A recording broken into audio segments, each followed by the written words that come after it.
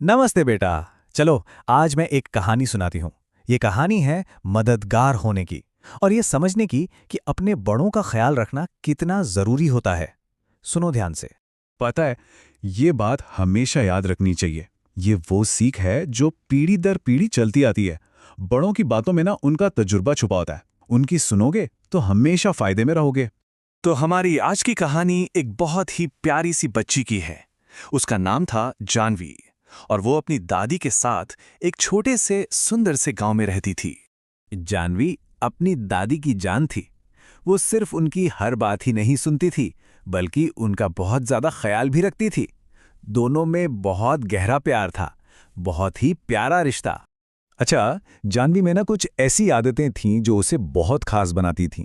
वो सुबह सुबह उठ जाती, घर के छोटे छोटे कामों में अपनी दादी की मदद करती और हाँ, अपनी पढ़ाई भी एकदम समय पर पूरी करती थी। देखो, यही तो वो छोटी छोटी बातें हैं जो हमें एक अच्छा और देखभाल करने वाला इंसान बनाती हैं। फिर एक दिन कुछ ऐसा हुआ जिससे जानवी को ये दिखाने का मौका मिला कि वो कितनी जिम्मेदार है। चलो देखते हैं उस दिन आखिर हुआ क्या था। उस दिन सुबह सुबह दादी को थोड़ा ठीक नहीं लग रहा था, तो उन्होंने अपनी लाडली पोती को अपने पास बुलाया और एक बहुत ही जरूरी काम सौंपा। ये जानवी के लिए एक मौका था ये जताने का कि वो अपनी दादी से कितना प्यार करती है। जिम्मेदारी, ये कोई बहुत भारी शब्द नहीं है। इसका सीधा सा मतलब होता है अपना फर्ज निभाना। और जब घर में कोई अपना बीमार हो तो उसकी देखभाल करना हमारी सबसे पहली और सबसे बड़ी जिम्मेदारी बन जाती है ना? दादी ने जानवी से एक बहुत ही छोटा सा पर उस वक्त का सबसे जरूरी काम करने को कहा। उन्हें अपनी दवा चाहिए थी और ये काम उन्होंने अपनी समझदार पोती जानवी को सौंपा। अब देखो, जानवी जैसे ही घर से निकली, उसे रास्ते में उसके दोस्त मिल गए।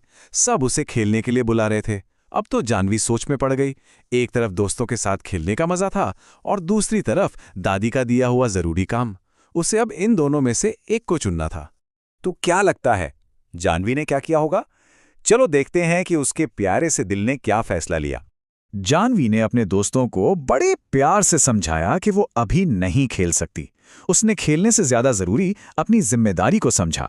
इससे पता चलता है कि वो कितनी समझदार बच्ची थी। और जानवी ने एक पल की भी देर नहीं की। वो फौरन बाजार गई, वहां से दवा खरीदी और सीधा घर आकर अपनी दादी को दे दी।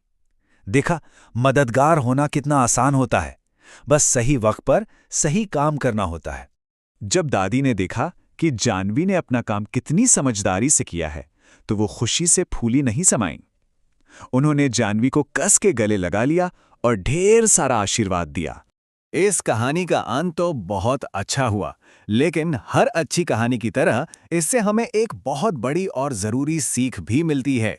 उस एक दिन के अनुभव ने जानवी को सिखा दिया कि खेलकूद तो ठीक है, लेकिन उससे भी कहीं ज्यादा जरूरी है अपने बड़ों का ध्यान रखना और अपना फर्ज पूरा करना। तो इस पूरी कहानी का सार बस यही है, जो इंसान अपने बड़ों की इज्जत करता है, उनकी बात सुनता है और अपनी जिम्मेदारियों को समझता है, उसे जिंदगी में कामयाब होने से कोई नहीं रोक सकता। तो आप जरा ये सोचो कि घर पर जिम्मेदारी और कैसे दिखाई जा सकती है। मान लो घर में किसी की तबीयत ठीक नहीं है, तो क्या हम उन्हें एक गिलास पानी दे सकते हैं या बस उनके पास बैठकर प्यार से उनका हालचाल पूछ सकते हैं? ये छोटी छोटी चीजें भी बहुत मायने रखती हैं। सोचना इस बारे में।